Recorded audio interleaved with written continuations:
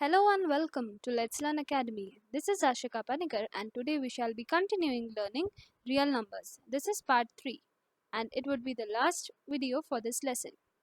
As I said, real numbers is all about numbers.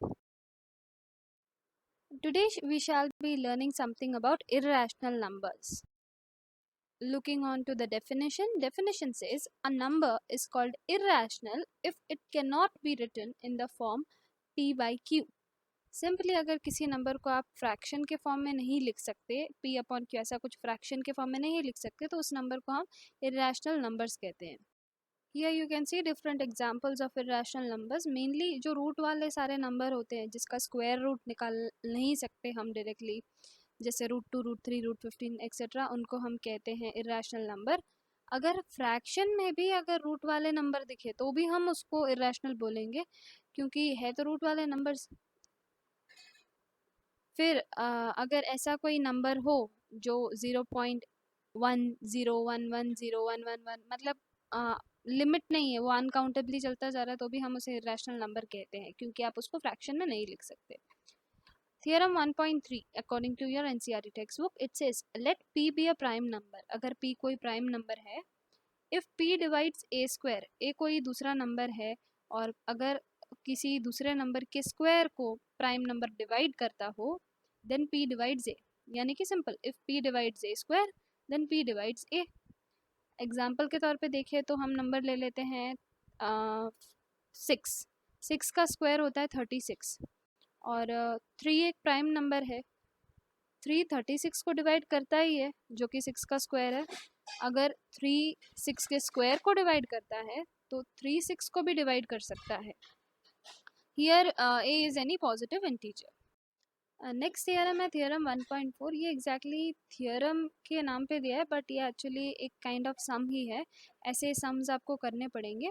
जो भी ऐसे क्वेश्चंस हो, फॉर एग्जांपल √2 इज़ इररेशनल, इसे आपको प्रूव करना है, तो ऐसे सम्स को आपको क्या करना है, एक मेथड है, एक तरीका है जिस तरीके से इसका प्रूफ लिखते हैं. और ये √2 के जगह कोई भी नंबर आए, आपको सेम प्रोसीजर रिपीट करना है, बस रूट के अंदर जो नंबर है वो बदलेगा. So let us see how to do that. हम यहाँ एग्जैक्टली एनसीईआरटी टेक्स्ट बुक के तरह जा रहे हैं. So let's begin. Proof is, let us assume, मान लेते हैं चलो, टू द कॉन्ट्ररी. कॉन्ट्ररी मतलब ऑपोजिट. हमें प्रूफ क्या करना है, √2 इज इररेशनल, तो हम अज्यूम क्या करेंगे, उसका ऑपोजिट, उल्टा. यानी कि हम मान लेते हैं कि चलो √2 रैशनल है. तो बेसिकली हम यहाँ क्या कर रहे हैं, जो भी आपको कही गई है बात थियरम में, उसका ऑपोजिट मानेंगे और फिर प्रूव करके ये बताएंगे कि जो हमने ये ऑपोजिट माना था वो गलत है. अगर वो गलत है, इसका मतलब पहले केस में जो क्वेश्चन में दिया था वो करेक्ट है. यानी कि हम यहाँ पे अज्यूम करेंगे कि √2 रैशनल है और फिर बताएंगे कि नहीं, अगर √2 रैशनल है तो ये प्रूफ तो पॉसिबल नहीं है, ये तो गलत हो गया, ऐसा कुछ बता देंगे. हाँ, अब चलो ये गलत हो गया, इसका मतलब √2 रैशनल नहीं इररेशनल है. इस तरीके से हम ये प्रूफ्स को करेंगे. अब आप जानते हैं कोई नंबर रैशनल है यानी कि वो इररेशनल नहीं है, तो उसको हम फ्रैक्शन के फॉर्म में लिख सकते हैं. सो हम ये √2 को भी फ्रैक्शन के फॉर्म में लिख लेते हैं. r और s दो इंटीजर्स मान लेते हैं और √2 को हम मान लेते हैं क्योंकि वो रैशनल है, तो उसको हम फ्रैक्शन के फॉर्म में लिख सकते हैं. So √2 is equals to r upon s. Now suppose r and s have a common factor other than 1. मान लेते हैं कि r और s का कोई कॉमन फैक्टर है, यानी कि अगर मैंने फ्रैक्शन फॉर एग्जांपल से 6/9 लिया है, तो 6 और 9 में कॉमन फैक्टर होता है 3. उसी तरह से यहाँ पे भी √2 के लिए कोई फ्रैक्शन में जो इंटीजर्स लिए हैं, हो सकता है उसके कुछ कॉमन फैक्टर्स हो, जैसे 6 और 9 के केस में 3 था. तो हम मान लेते हैं कि suppose r and s have a common factor other than 1, जो कि 1 नहीं है, दूसरा कोई कॉमन फैक्टर है. Then we divide the common factor to get √2 is equals to a by b. यानी कि दूसरा अगर हम एक एग्जाम्पल देखें, 6/9 हमारा फ्रैक्शन अगर है और 6 और 9 का एक कॉमन फैक्टर 3 है, तो अगर हम 6 और 9 को इंडिविजुअली 3 से डिवाइड कर दे तो क्या हो जाएगा, 6 डिवाइड बाई 3, न्यूमरेटर में 2 और नीचे डिनोमिनेटर में 9 डिवाइड बाई 3 यानी कि 3. सो 2/3 एक फ्रैक्शन दूसरा मिलेगा. अब ये जो 2/3 है उसमें कोई भी कॉमन फैक्टर्स नहीं होंगे. बेसिकली क्या कर रहे हो आप, यहाँ पे जो भी आपने फ्रैक्शन माना है ना, √2 is equals to r by s, उसको रिड्यूस किया है. मतलब कटिंग पॉसिबल है उसमें, क्योंकि हमने तो नंबर्स के जगह पे अल्फ़ाबेट माने हैं, लेकिन एक्चुअल में कुछ तो नंबर होंगे, तो बस उसको रिड्यूस फॉर्म में लिखा है. तो ए और बी दो नंबर्स दूसरे बन गए, so root two is equals to a by b. और यहाँ पे जो ए और बी होगा, यहाँ पे उनका कोई भी कॉमन फैक्टर नहीं होगा, क्योंकि जितना भी कट सकता था उतना हमने काट दिया था रिड्यूस करते टाइम। जब भी दो नंबर के कोई भी कॉमन फैक्टर नहीं होते तो उन्हें प्राइम फैक्टर्स कहते हैं, या तो हम को प्राइम नंबर्स भी कह सकते हैं इस केस में, जब दो नंबर्स की बात कर रहे हो। तो ऊपर हमने लिखा था root two is equals to a by b, तो उस इक्वेशन में से हम लिख सकते हैं b into root two is equals to a. Simply हमने जो डिनोमिनेटर में b था उसे LHS में भेज दिया, so b root two is equals to A. अब ये जो इक्वेशन बना है उसको हम दोनों तरफ स्क्वायर कर देते हैं, तो b रूट टू का अगर स्क्वायर करेंगे तो b का स्क्वायर होगा b स्क्वायर, रूट टू का स्क्वायर होता है ओनली टू, खाली टू, सो LHS में हो जाएगा 2b स्क्वायर, और राइट साइड में a का स्क्वायर लिखेंगे तो a square, so 2b square is equals to a square. अब इसका क्या मतलब होता है, जब आप लिखते हैं 2b square is equals to a square, इसका मतलब है ये 2 जो नंबर है वो b स्क्वायर को डिवाइड करता है। अब ये कैसे, अगर आप 2b square is equals to a square में 2 को दूसरे तरफ भेज देंगे RHS में, तो क्या होगा, b square is equals to a square by 2। इसका मतलब क्या हुआ कि a स्क्वायर को अगर आप 2 से डिवाइड कर रहे हैं तो आपको कुछ नंबर मिल रहा है b स्क्वायर, इसका मतलब 2 a स्क्वायर को डिवाइड करता है।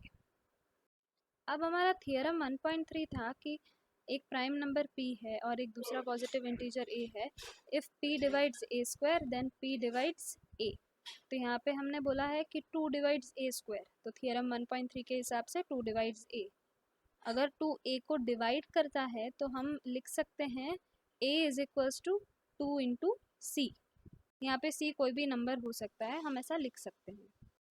सब्सटीट्यूटिंग फॉर a, अब a के जगह हमने ढूंढा है a is equals to 2c, तो जो हमारा 2b square is equals to a square वाला जो इक्वेशन है उसमें a के जगह हम 2c पुट कर सकते हैं वैल्यू, तो हो जाएगा 2b square is equals to a square के जगह पे 2c का स्क्वायर, यानी कि 2b square is equals to 4c square.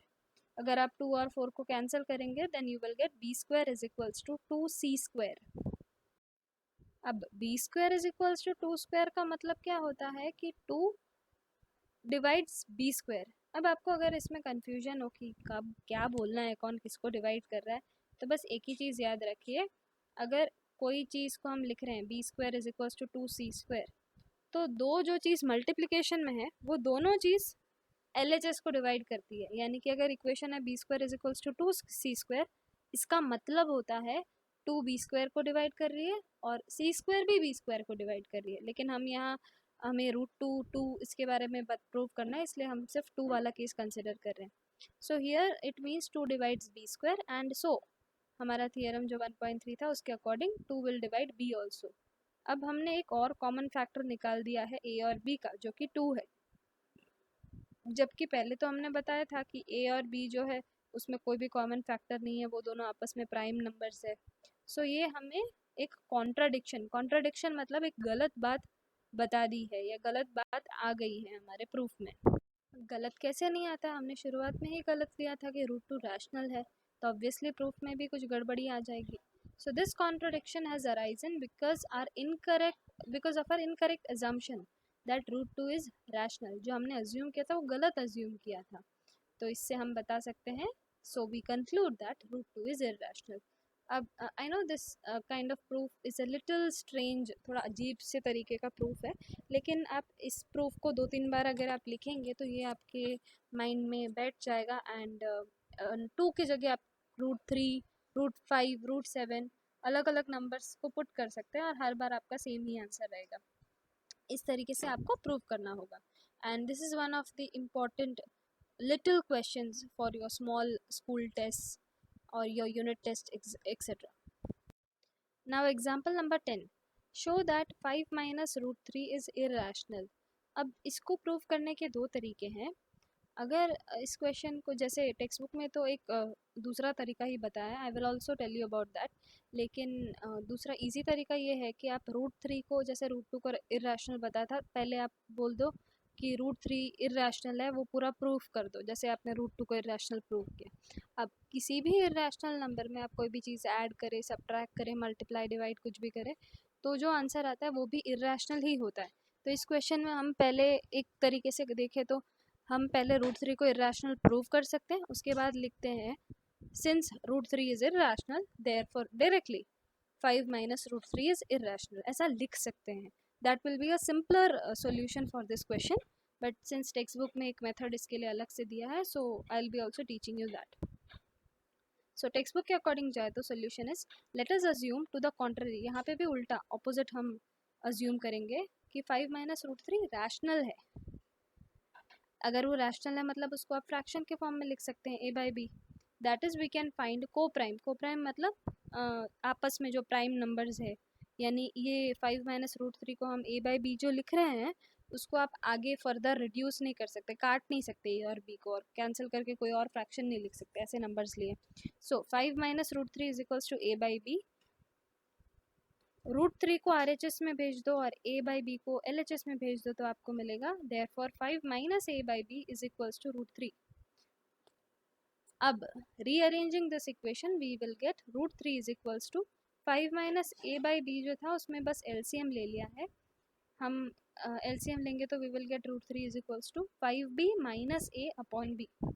Now since a and b are integers we get 5 minus a by b is rational.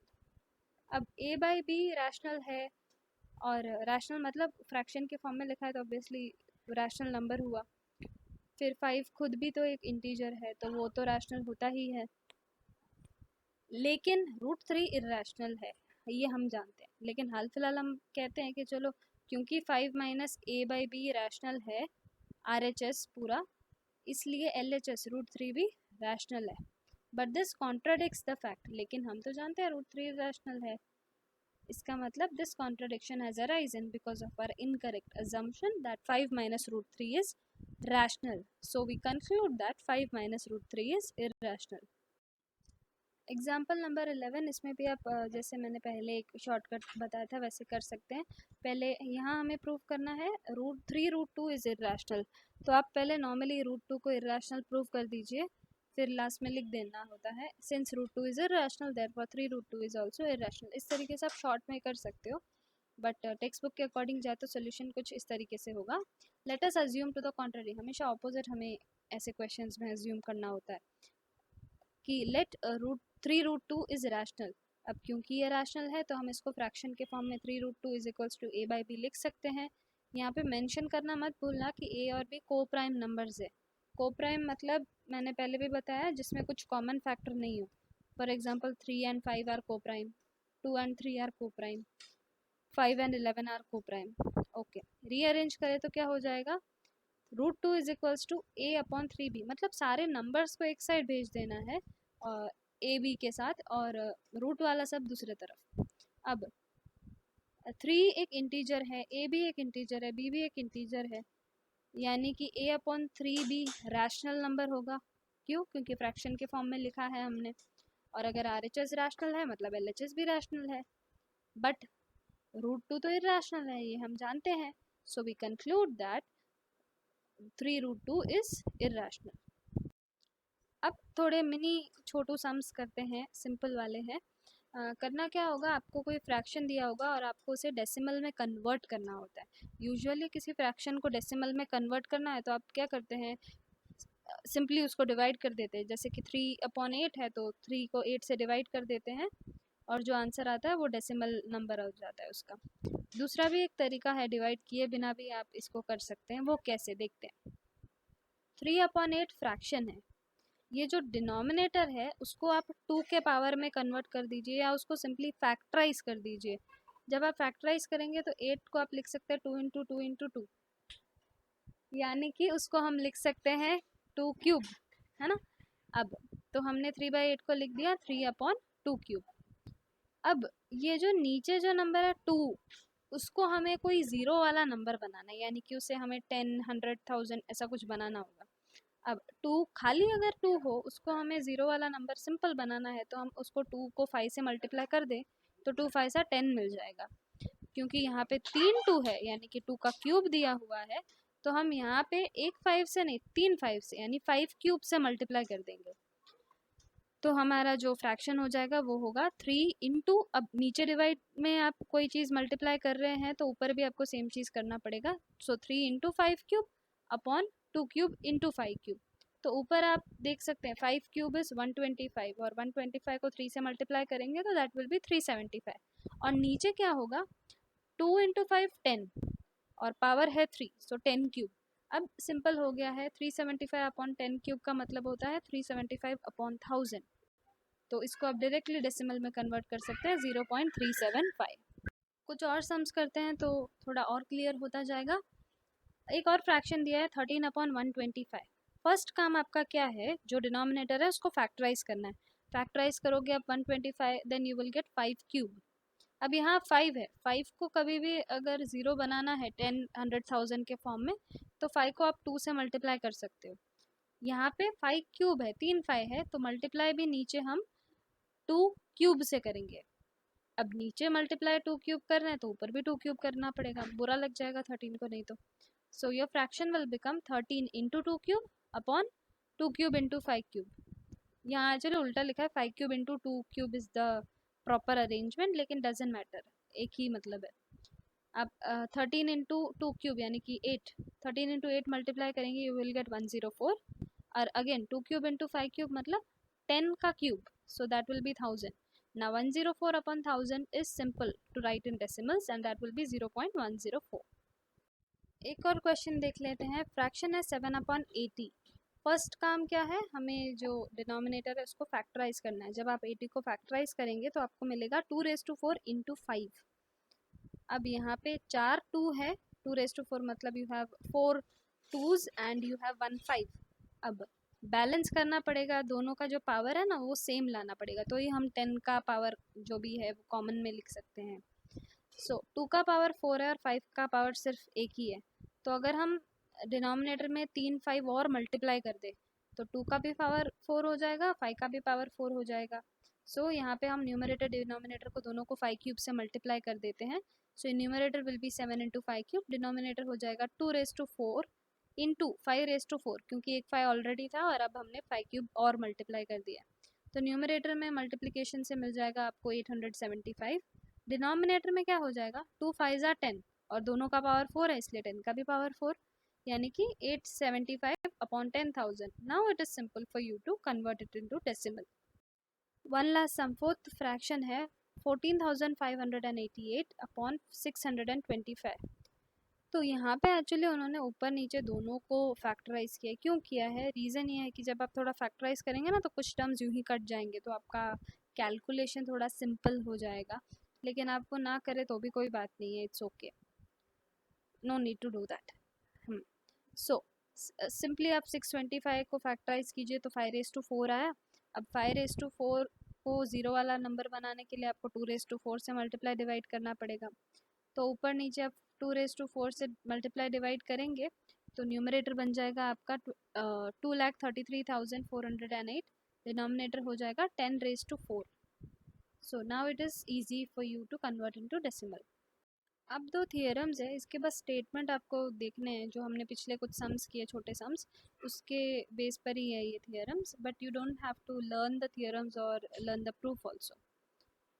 Theorem number 1.6, let x is equals to p by q be a rational number. p x कोई rational number है such that the prime factorisation of q, q जो denominator है उसका prime factor है 2 raise to n 5 raise to m। जब ऐसा हो where n and m are non-negative some integers, then x has a decimal expansion which terminates।